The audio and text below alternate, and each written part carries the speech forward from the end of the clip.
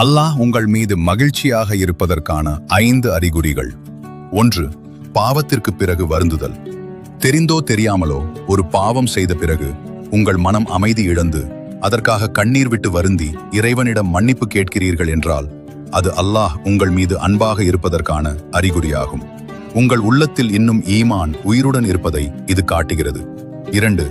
சோதனைகளிலும் தொழுகையை விடாதிருத்தல்.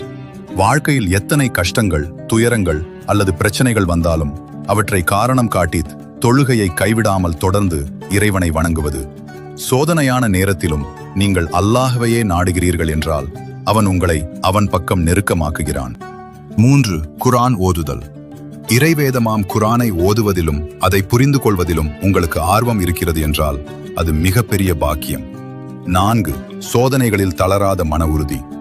வாழ்க்கையில் சோதனைகள் வரும்போது துவண்டு போய்விடாமல் நடப்பதெல்லாம் இறைவனின் நாட்டம்படியே நடக்கிறது என்று பொறுமையை கையாள்வது.